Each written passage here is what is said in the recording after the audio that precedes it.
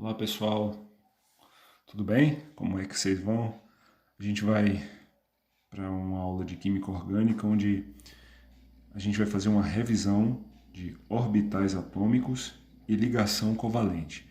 É importante a gente revisar porque nesse assunto de Química Orgânica nós vamos precisar para aprender sobre ressonância, sobre a geometria dos átomos de carbono. Aí é importante que a gente faça essa revisão nesse momento, tá bom? Bom, primeiro a gente tem que lembrar que a ligação covalente ela compreende o compartilhamento de elétrons. Você tem dois átomos que vão compartilhar elétrons. Na ligação iônica você tem um átomo que quer perder elétrons e outro que quer ganhar. E aqui não, aqui a ligação covalente, ambos querem compartilhar elétrons. Quem é que faz ligação covalente? Usar metais, a metais com a metais com hidrogênio, hidrogênio com hidrogênio. Alguns autores também consideram que metal com metal é ligação covalente, tá bom? Como exemplo aqui, para a gente revisar, eu coloquei hidrogênio com cloro. Aqui, esse pontinho representa o elétron do hidrogênio, esse xzinho o elétron do cloro. Coloquei assim para destacar quem é de quem. Mas a partir do momento que eles se ligam, eu representei aqui por esse retângulo, os dois elétrons passam a ser de ambos, do hidrogênio e do cloro. Isso aqui é chamado de par eletrônico, tá bom? Par eletrônico. Você tem, portanto, uma ligação covalente. E eu posso representar esse retângulo aqui por um tracinho. Esse tracinho, então, é o parzinho aqui de elétrons que eles estão compartilhando. Aqui, na molécula da água, você tem o oxigênio compartilhando o elétron com o hidrogênio aqui e aqui. E aí você pode representar a molécula da água assim. Tá bom? Certo? Então, duas ligações covalentes do tipo simples.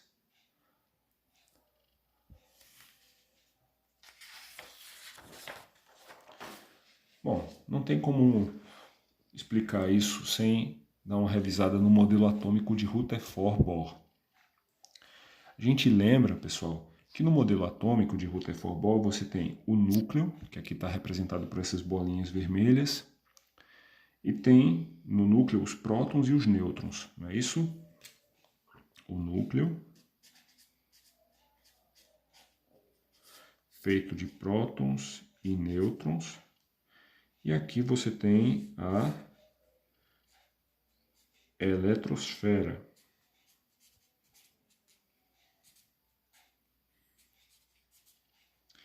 Essas linhas aqui são as famosas camadas. O Rutherford imaginava que os elétrons, que são esses pontinhos pretos aqui, eles ficavam orbitando o núcleo, tá? Girando ao redor do núcleo, como os planetas giram ao redor do Sol, tá bom? Bom, então aqui ó, nós temos a camada, a primeira camada aqui é a camada K, que está com dois pontinhos, por isso que eu coloquei K2. A segunda camada é a camada L, que está com 7 pontinhos, portanto 7 elétrons, por isso eu coloquei L7. A última camada do átomo é a sua camada de valência. Valência é a capacidade de se ligar, tá bom? Então, valência tem a ver com a capacidade de se ligar, tá certo? Nesse outro caso aqui, sim, antes que eu esqueça, esse átomo aqui é do elemento flúor, tem 9 elétrons e 9 prótons, tá? Nesse outro caso aqui, nós temos quantas camadas? Nós temos 1, 2, 3 camadas. Então, a primeira camada K, ela está com 2 elétrons. Segunda camada L está com 8 elétrons. E a terceira camada, a camada M, está com 1, 2, 3, 4, 5 elétrons. Bom, a última camada, portanto, é a camada de valência. É com ela que o átomo se liga. E ela está com 5 elétrons. Eu coloquei aqui assim também para lembrar que esse modelo também é representado assim, tá bom? As órbitas assim. Agora, uma coisa a gente tem que entender. Esse modelo aqui está ultrapassado, gente. Esse modelo está ultrapassado, tá bom?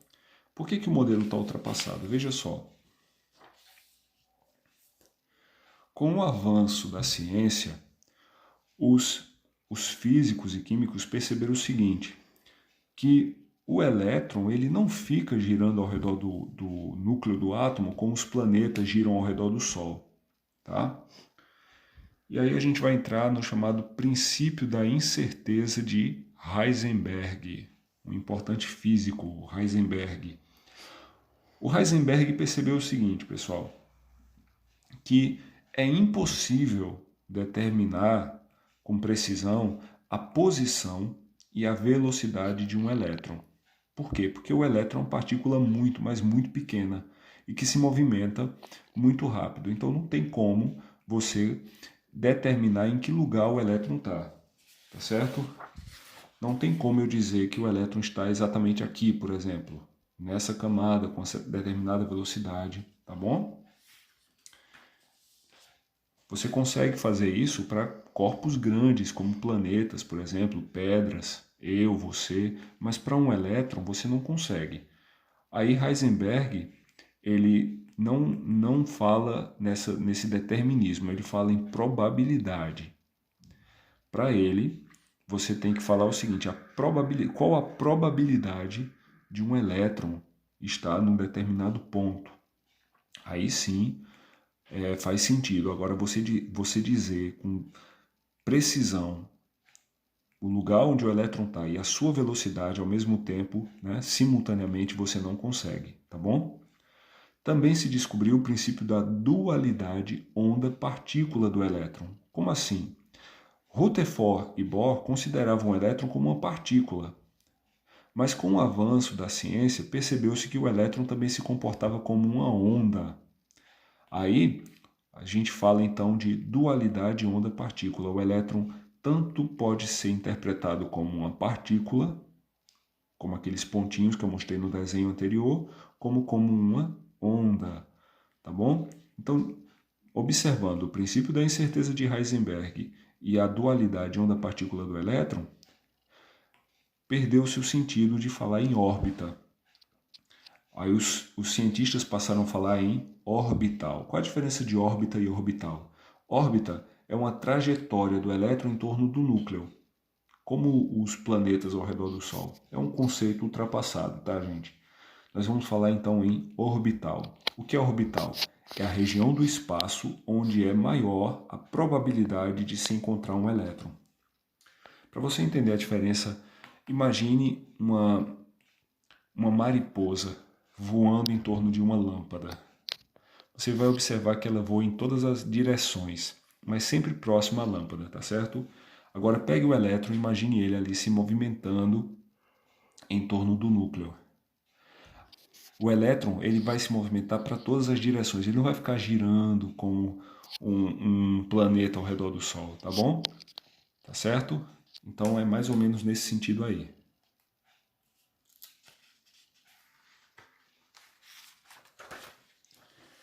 Aí perdeu-se o sentido então de falar em camadas. O que a gente fala hoje é níveis. Embora você ainda vai me escutar falar em camadas, mas como essa ideia de o elétron girando como um planeta gira ao redor do Sol, o elétron girando ao redor do núcleo, a gente vai, essa ideia está ultrapassada, a gente vai falar em níveis. Os níveis estão relacionados com a distância do elétron para o núcleo. Aqui então nessa tabela eu tenho as camadas conhecidas para os átomos que nós temos, que nós conhecemos hoje, K, L, M, N, O, P, Q, e os níveis. A camada K é chamada de nível 1, a L nível 2 e assim por diante. Tá certo, gente? Bom, esses níveis formam os chamados, esses níveis são formados por subníveis de energia. O nível, como a gente viu anteriormente, está relacionado com a distância do elétron para o núcleo. Os subníveis estão relacionados com os formatos dos orbitais. Os formatos dos orbitais, então, tem orbitais que têm uma forma esférica, tá? O orbital que tem uma forma esférica forma o chamado subnível S. Então, o subnível S ele tem um formato de uma esfera, tá? Professor, por que tem essas linhas aí? Veja, o eixo X, o eixo Y e o eixo Z estão aparecendo aqui para mostrar que isso é uma esfera, isso não é um círculo, porque um círculo só tem 2 dimensões e aqui tem 3, tá? Então, é uma esfera, tá bom? Essa esfera, gente, o que importa aqui é a ideia dela, tá? Nessa esfera aqui tem um elétron, o elétron se movimentando. A esfera, na verdade, ela é imaginária. O que acontece é que o elétron está se movimentando aqui em todas as direções, só que ele não ultrapassa esse limite aqui, esse limite imaginário, que seria a casca da esfera, tá bom? Então, essa esfera mesmo em si, ela não existe. Existe o elétron se movimentando aqui, esparramado como uma nuvem, de tão rápido que ele é, tá bom? O subnível S, então, ele tem forma de esfera. Mas existe um outro subnível cujos orbitais têm um formato de duplo ovoide. Esse subnível é chamado de subnível P. No subnível P você tem 3 orbitais. Um no eixo X, que é chamado, portanto, de PX. Outro no eixo Y, que é chamado PY. E outro no eixo Z, que é chamado de PZ, tá certo? Eu vou pintar aqui. Tem aluno que pensa que isso aqui é o símbolo do infinito. Deixa eu dizer uma coisa para você. O infinito ele é achatado e oco. Na verdade, isso aqui, imagine 2 balões de festa. Imagine que você encheu os dois, deu um nozinho e amarrou um no outro, tá? Então você tem mais ou menos a ideia aqui. Lembrando que é uma coisa imaginária. É o elétron se movimentando aqui dentro e essa casca aqui seria o limite que o elétron não ultrapassa, tá? A probabilidade do elétron ser encontrado está aqui dentro, tá bom? Tá certo, pessoal?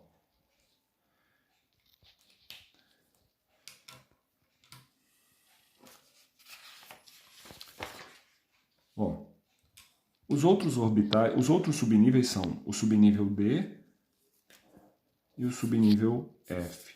O subnível D é formado por 5 orbitais, mais ou menos assim. Assim, tem um deles que é assim, tá? Então são bem chatinhos de desenhar. E o F é formado por um orbital assim, ó. É ruim de desenhar, tá bom? Cuidado, não é que aqui são vários orbitais, não. Isso aqui é um orbital só. Isso aqui é um orbital, isso aqui é outro, isso aqui é outro. Professor, não estou entendendo. Veja, vamos voltar aqui para o orbital P que você vai entender. O subnível P é formado por orbitais assim, correto? Isso aqui é um orbital, só que ele tem 2 lobos. Isso aqui é um lobo, isso aqui é outro. 2 lobos, mas que é um mesmo orbital, ok? Bom, como é chatinho de desenhar os orbitais, principalmente os do subnível D e os do subnível F, então nós vamos representá-los ou por quadradinhos ou por círculos. Tá? É apenas uma representação, porque se fosse para a gente ficar desenhando eles a todo instante, nós íamos perder muito tempo. Aí veja só, o subnível S, portanto, como ele só tem um orbital, então a gente vai botar um quadradinho para ele.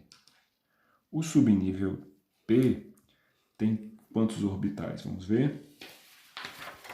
Tem 3, não é isso? PX, PY e PZ. Tem 3. Então a gente vai representar 3 quadradinhos. 1, 2, 3. O subnível D tem 5. Eu não vou desenhá-los aqui, mas ele tem 5. Então a gente vai colocar 5 quadradinhos. 5 quadradinhos. E o F tem 7. Então 7 quadradinhos, para não ter que desenhar eles. Tá bom? 7 quadradinhos. Agora vamos falar no princípio da exclusão de Pauli. Bom, de acordo com Pauli, um mesmo orbital pode ter no máximo 2 elétrons. Então ele pode ter no máximo 2 elétrons, com spins opostos. Spin é o giro do elétron. A palavra spin quer dizer rotação, em inglês. Aí, os elétrons vão ser representados por setinhas. Mais um meio e menos um meio. Por que um meio? Porque cada elétron vai ocupar metade do orbital, tá bom, gente? Bom, sendo assim, olha só.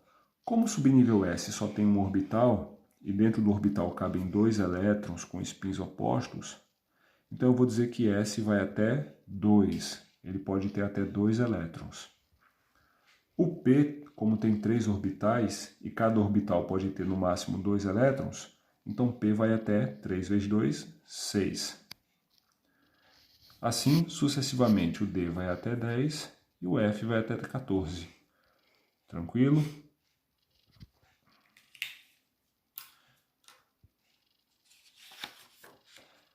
Agora, vamos recordar o seguinte. A camada, então a gente aprendeu até aqui que os níveis, eles se relacionam com a distância do elétron para o núcleo. São as antigas camadas, né? Chamadas camadas que a gente dizia. E os subníveis têm a ver com a forma, né, dos orbitais. A camada K, ela só tem subnível do tipo S. A camada L tem um subnível do tipo S e do tipo P. A camada M tem subnível do tipo S, do tipo P e do tipo D. A N tem subnível do tipo S, do tipo P, do tipo D e do tipo F. A O tem do tipo S, do tipo P, do tipo D, do tipo F e do tipo G. Opa, do tipo G. Pois é, esse subnível aqui é teórico, por enquanto nenhum elemento encontrado tem ele. Então vamos tirar ele daqui, tá bom? Esquece ele por enquanto, porque ainda não existe elemento que tenha esse subnível não. Então eu vou considerar que ela vai até o F. A camada P tem o S, o P e o D. E a Q tem o S e o P. Agora olha só. Como é que eu faço para não confundir o S da camada K com o S da camada L? Já sei. Eu vou colocar o número da camada na frente. Então, a camada K é o nível 1, correto? A camada K é o nível 1. A L é o nível 2. Então, eu vou colocar 1 na frente do S da camada K e um 2 na frente do S e do P da camada L. Eu vou fazer isso para todas as demais camadas. Ó. Aí, eu sei exatamente de qual camada é aquele subnível que eu estou estudando. Tá bom? Isso vai evitar confusão na hora dos meus cálculos. Certo? Então, por exemplo, se eu falo 5P, eu sei que eu estou falando do subnível P de qual camada? Da camada O. Tá bom? Então, eu estou falando desse subnível aqui. Bom, agora, e se aparecer um número aqui em cima, por exemplo, um 4? O que significa esse número aqui de cima? Esse número aqui, pessoal, ele simboliza quantos elétrons tem nesse subnível. Então, 5P4 quer dizer que tem 4 elétrons no subnível P da camada O. Tá certo? Então aí evita confusão, tá bom? Sim, mas antes de passar para a próxima, vamos ver o seguinte. A ordem energética. Qual a ordem que os elétrons vão se distribuir por esses subníveis? Gente, a ordem foi dada pelo chamado diagrama de Pauling, né? As pessoas conhecem por diagrama de Pauling, ou diagrama de níveis de energia. O primeiro subnível a ser preenchido é o subnível 1S. O segundo subnível é o subnível 2S. O terceiro subnível é o subnível 2P. Aí, o que é essa linha que eu estou colocando aqui? Essa linha serve para a gente saber quem vem antes, quem vem depois. Ó. 2P, depois na mesma diagonal, 3S. Depois 3P e 4S. Você vai na diagonal aqui. Se você fez bem direitinho como eu fiz aqui, ó, separando, deixando o espacinho entre eles, aí vai dar certo, tá bom?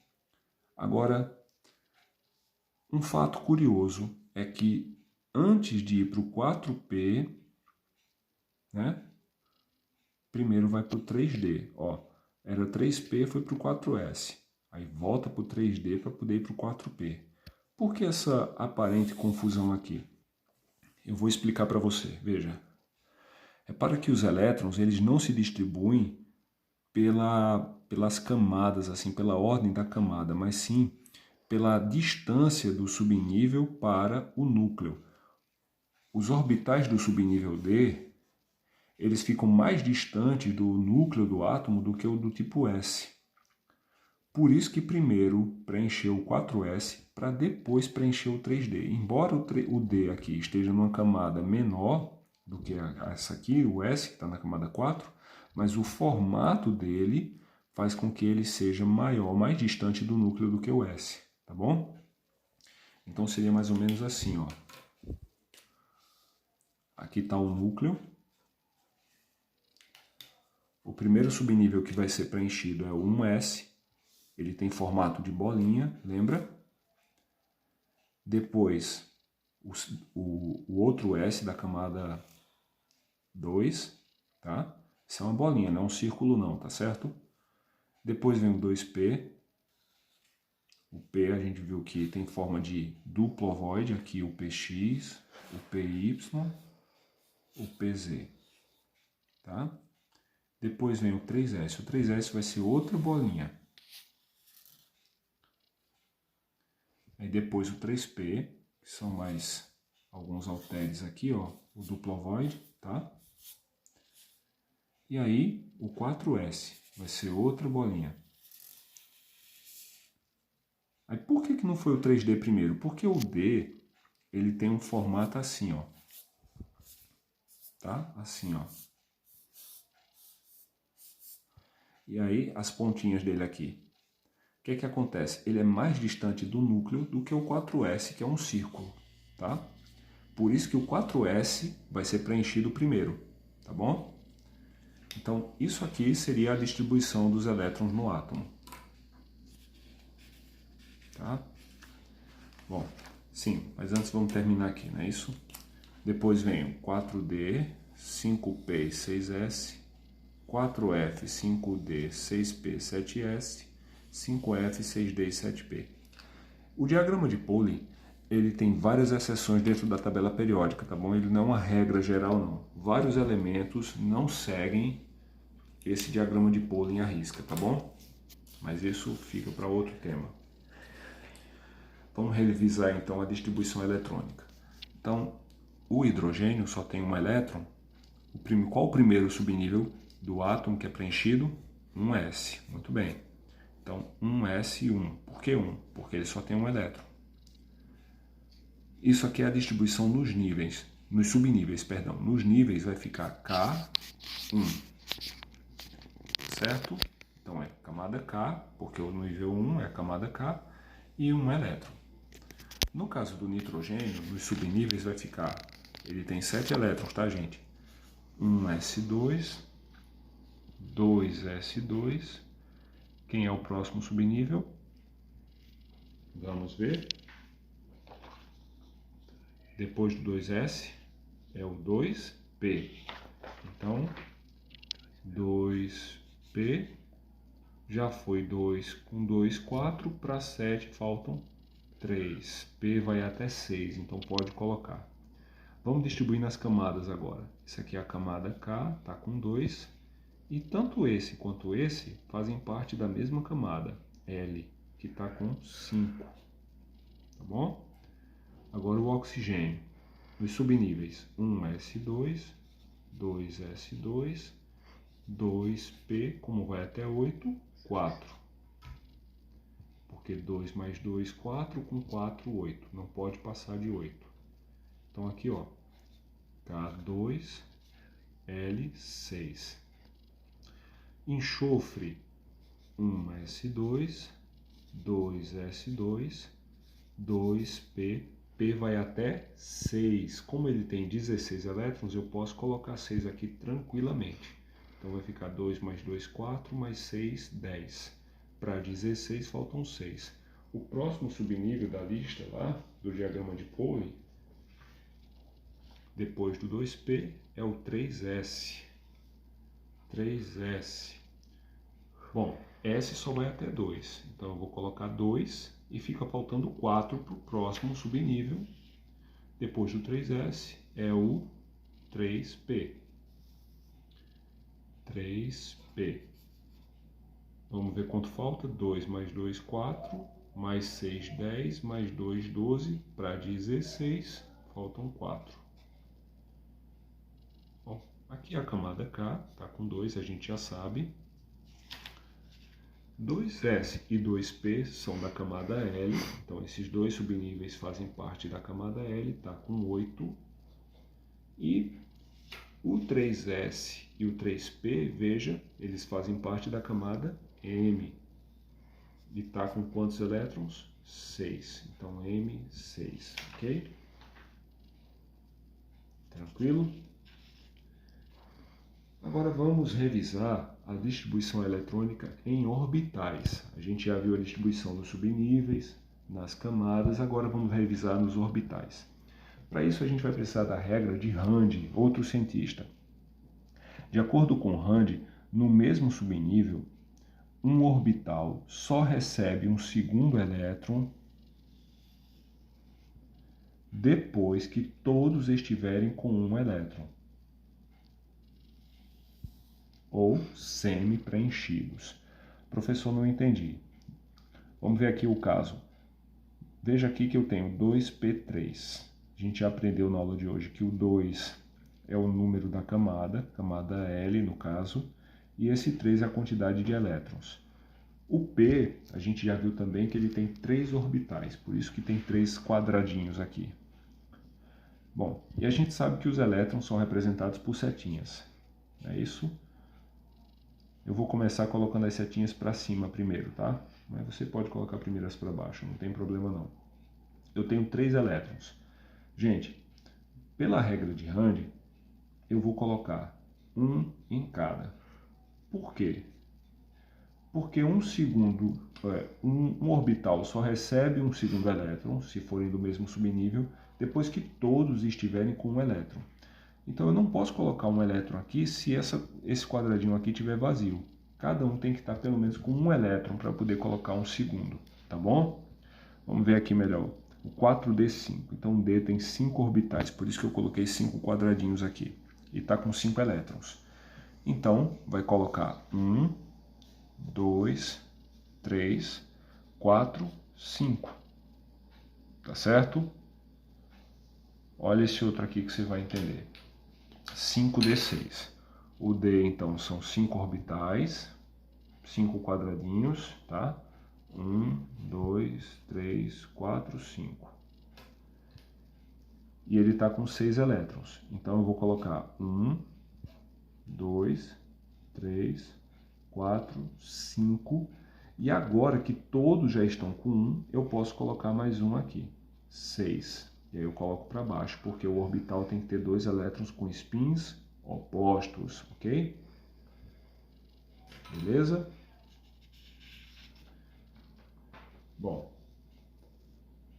por que é importante saber disso? Porque a quantidade de elétrons desemparelhados que um orbital tem equivale ao número de ligações covalentes que ele faz, tá bom? Vou repetir, a quantidade de elétrons desemparelhados que um átomo tem equivale à quantidade de ligações covalentes que ele faz. Professor, eu não entendi. Bom, o que é elétron desemparelhado? Elétron desemparelhado, gente, vou voltar aqui a outra página, é o elétron que está sozinho dentro de um quadradinho desse aqui. Então aqui ó, tem 3 elétrons desemparelhados, ou 3 orbitais semi-preenchidos. aqui tem 5. Aqui, ó, tem 4, porque aqui está emparelhado, mas aqui está sozinho, tá? A quantidade de elétrons desemparelhados, então, é a quantidade de ligações. Nesse caso aqui, ele faria o quê? 4 ligações, porque tem 4 elétrons desemparelhados. Aqui faria 3, porque tem 3 elétrons desemparelhados, ok? Então, para exemplificar, eu coloquei aqui o nitrogênio e o oxigênio, tá bom? Eu sei que a maioria de nós é acostumado com a regra do octeto, né? Aquela regra que a gente vê quantos elétrons faltam para completar 8 na última camada. A gente aprendeu desde o 9º ano que quem termina com 5, 6 e 7 quer ganhar, quem termina com 1, 2 e 3 quer perder, 4 compartilha. Mas essa regra do octeto, ela tem muitas exceções, ela serve assim para a gente começar a aprender o assunto, mas fica melhor a gente aprender agora essa regra aqui, tá bom? Que a gente vai entender. Então, o nitrogênio ele tem 7 elétrons, a gente já viu ele hoje. 1s2, 2s2, 2p3. Bom, agora, ao invés de colocar as camadas, como eu coloquei antes, eu vou colocar os orbitais. O S tem um orbital, então um quadradinho. O P tem 3 orbitais, 3 quadradinhos. Aqui está com 2 elétrons, então você bota um para cima, um para baixo, tá? Porque aqui é um subnível só. Aqui também um para cima, um para baixo. Aqui está com 3 elétrons, é o mesmo subnível. O que é que a gente viu antes? Que no mesmo subnível, um orbital só recebe um segundo elétron depois que todos estiverem com pelo menos um. Então eu vou ter que colocar um em cada. 1, 2, 3. Ok? Quantos elétrons desemparelhados o nitrogênio tem? Você vai ver que o nitrogênio tem 3 elétrons desemparelhados. Então ele é capaz de fazer 3 ligações covalentes normais, tá? 3 ligações covalentes normais ou comuns, porque também tem as ligações nativas, tá bom? Agora olha o oxigênio, ele está com 8, então vai ficar 1s2, 2s2, 2p4. Aqui a gente já sabe que tem 2 assim, um orbital com 2, aqui também. Aqui são 3 orbitais com 4. Como é que vai ficar? 1, 2, 3. E agora eu coloco um segundo aqui. 4. Tá bom? Quantos elétrons desemparelhados o oxigênio tem? Tem 2. Então ele faz 2 ligações covalentes comuns ou normais. Tá? Então, por esse jeito aqui, a gente consegue descobrir quantas ligações eles são capazes de fazer. Tá certo? O oxigênio quer fazer 2, o nitrogênio quer fazer 3. O hidrogênio quer fazer 1, porque ele tem 1 elétron.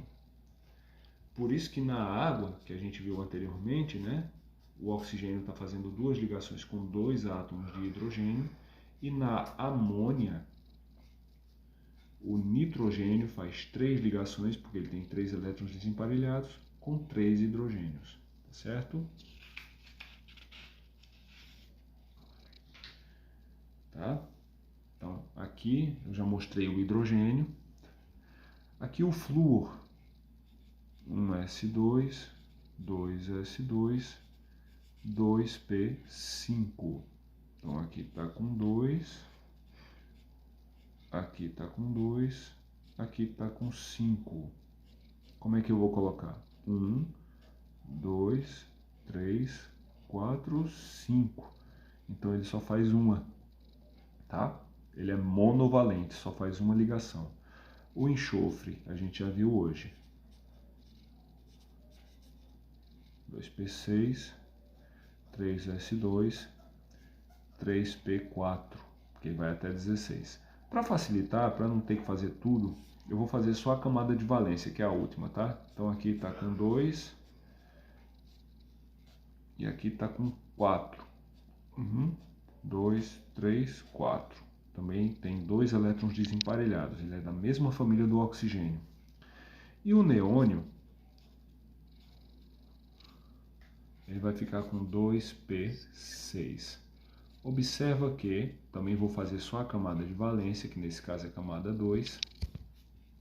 Observa que o neônio ele tem 6 elétrons no subnível 2p. Então vai ficar 1, 2, 3, 4, 5, 6. Veja que ele não tem elétrons desemparelhado, então ele não faz ligação covalente. Tá? O neônio é um gás nobre, tá certo? Na verdade, os químicos até conseguiram fazer moléculas com neônio, só que em condições muito, mas muito específicas de laboratório. Tá certo, gente?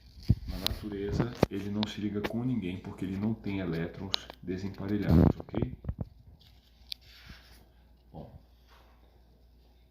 agora que a gente já viu tudo isso aí, vamos entender o seguinte. As ligações covalentes podem ser do tipo sigma e do tipo pi, tá? Os orbitais com espinhos opostos se interpenetram. O que quer dizer isso? Eles vão, um vai penetrar o outro, tá? Se interpenetram, formando um orbital chamado orbital molecular de ligação. Quando a ligação é frontal, ela é chamada sigma, representada por essa letra grega aqui. Tá? E quando ela é lateral, ela é chamada pi. Bom, a ligação sigma, como eu já falei, ela é frontal. Os orbitais que se ligam para formar a ligação sigma podem ser do tipo S ou do tipo P, do subnível S ou P. Tá certo? Então aqui, gente, meu desenho aqui, eu coloquei duas bolinhas aqui, representando os subníveis S. A primeira bolinha é o 1S, a segunda bolinha é o 2S. Aqui, o subnível P, PX, PY, PZ, tá? Que é o 2P, tá bom? E o mesmo no outro. Agora observa aqui do outro lado, o que aconteceu? Os orbitais P de um e P do outro, eles se interpenetraram e formaram um orbital novo, que estabeleceu a ligação entre os dois átomos. O núcleo está aqui dentro assim, tá bom? Bom, professor, eu não entendi. Vamos ver uma animação e aí você vai entender, tá bom? Bom. Aqui é a ligação sigma entre dois átomos de hidrogênio, tá? Ó, os orbitais se interpenetram, formam um chamado orbital molecular. A única coisa que eu não gostei foi desses elétrons girando aqui, porque a gente já viu hoje que esse modelo está ultrapassado, mas vale pela interpenetração aqui para você entender, tá bom? Então formou uma ligação covalente simples. Agora observe aqui, ó, esse orbital e esse, aqui é um átomo, aqui é outro átomo, tá? Observa quando eles se ligam aqui, ó. Reparem que eles se ligaram de frente aqui, ó. Viu que um orbital entrou no outro. Aqui também, ó. Esse orbital que é uma bolinha é um orbital do subnível S, tá? Aqui, gente, quando eles se ligaram, eles formaram uma ligação um de frente para o outro. E essa ligação é chamada de sigma. Aqui também foi uma ligação sigma, tá? E aqui também. Aqui atrás também, aqui. Não sei se você conseguiu reparar, deixa eu voltar um pouquinho. Ó, essa bolinha vai se ligar aqui, essa outra aqui, essa aqui e essa outra bolinha nesse orbital aqui. Então, toda vez que a ligação é feita no mesmo eixo, a ligação é chamada sigma. Tá? Observem. Ok? Agora, quando a ligação é feita paralelamente, ela é chamada π. Esse orbital vai se ligar a esse orbital. Mas como se não tem como eles ficarem um de frente para o outro? Você vai ver, observa. Bom, isso aqui, ó, em cima e embaixo é uma ligação só, e é chamada de ligação π, tá bom? A ligação π é feita entre orbitais do tipo P e só pode ser feita depois que os átomos se ligaram do tipo sigma. Um átomo só pode fazer uma ligação π depois de já ter se ligado da forma sigma, tá certo? Então, um átomo, quando se liga com outro, primeiro eles se ligam da forma sigma. Depois, se eles se ligarem novamente um com o outro, essa ligação vai ser π. Tá bom? Vamos ver mais um exemplo aí.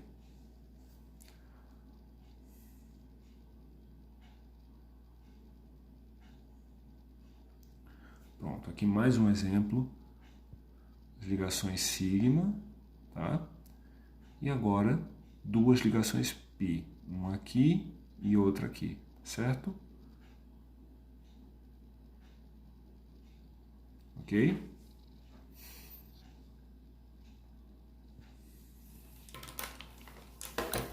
Então, a ligação sigma, portanto, ela é frontal, no mesmo eixo, pode ser feita com orbitais s ou p. Já a ligação π, ela é paralela, feita com orbitais p. Átomo se liga mais de uma vez com o mesmo átomo, é que pode fazer ligação π. Gente, para encerrar, só quero lembrar para vocês o seguinte: toda ligação simples é do tipo sigma. Nas ligações duplas, a primeira vez que o átomo se liga é sigma e a segunda é π, tá bom? O átomo só faz ligação π depois de ter feito uma ligação sigma com outro átomo. Quando a ligação é tripla, 3 tracinhos, a primeira é sigma e as outras duas são π. Geralmente os autores colocam sigma aqui e π aqui e aqui, mas não importa, tá, gente? Não tem problema você colocar o sigma aqui, π aqui e π aqui. Nada não, tá bom? Bom, era isso. Espero que vocês tenham gostado, tá bom? Estudem e até a próxima.